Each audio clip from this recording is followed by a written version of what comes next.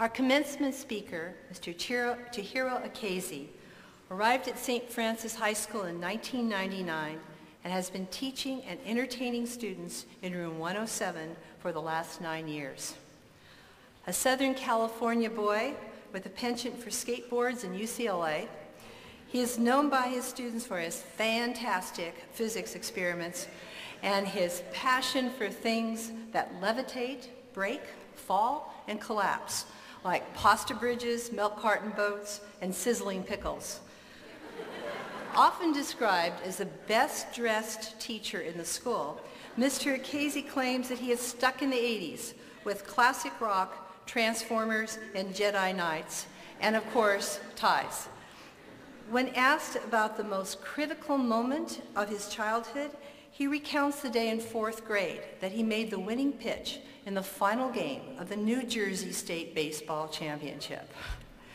Now, as an adult, there have been other momentous events since that winning pitch in 4th grade.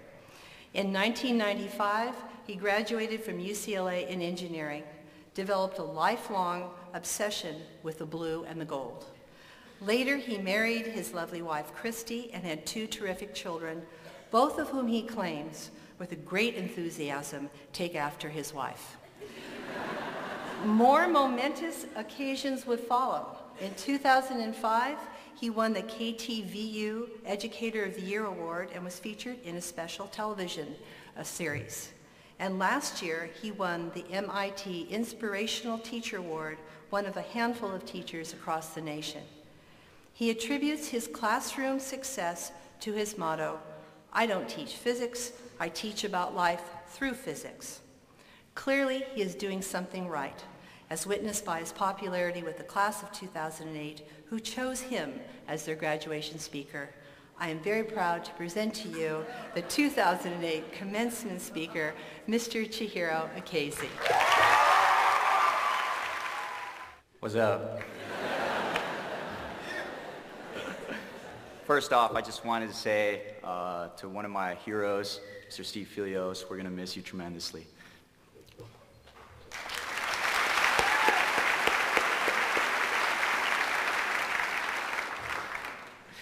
Anyway, I have to tell you that I was shocked and honored, of course, to hear that the students wanted me to talk today at graduation. Never did I think a nerdy science guy, especially a dude like me, would ever be up here. Being an unfamiliar with giving any kind of speech, I asked my colleagues for some help and advice. Besides the usual, just be yourself, blah, blah, blah, blah, blah. They all emphatically responded, make sure you keep it short. So on that note, I will try my best. I wanted to talk to you today about one of the most defining moments of my life. It wasn't meeting my incredible and brilliant wife, Christy, although obviously that's at the top of the list. It wasn't the birth of my son, Scott, or my daughter, Bailey. It wasn't even any of the several different times I nearly died in childhood accidents. 4 to be exact. It was something many of you can relate to, seeing the greatest movie ever made, Star Wars.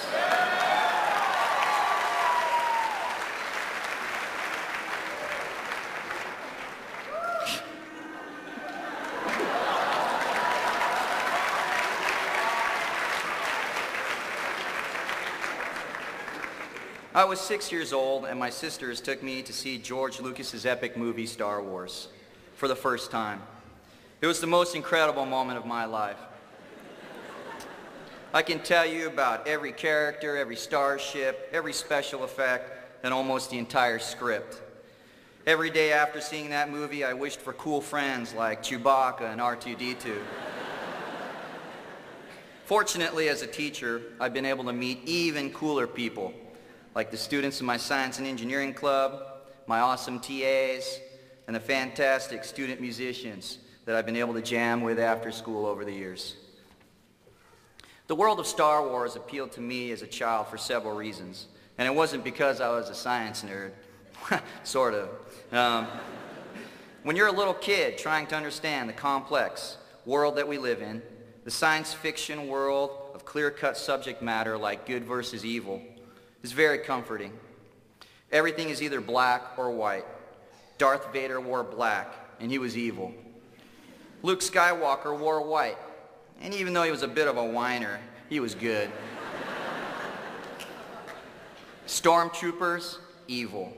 Han Solo, good. USC, evil.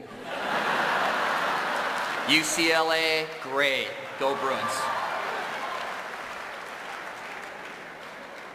This view of life is very appealing, especially to young people. Maybe that's why my son wants to grow up to be a superhero, to fight the bad guys. How cool would that be? The kid in all of us can manage the intricate issues of our world when they are labeled and put into neat little boxes. Black or white, good or evil. How great would it be for our world if our world were like Star Wars, besides the obvious? We could blame all of our problems on the evil empire. They would be solely responsible for social inequity and injustice, human rights violations, lack of health care for the masses, the exploitation of the environment, and the general inability for us to get along with each other. To solve all of it and much more, we could just send a squadron of X-Wing fighters, travel down a narrow canyon, launch a torpedo down a 2-meter wide chute, and blow up the Death Star. And all of the forces of evil inside. En fuego.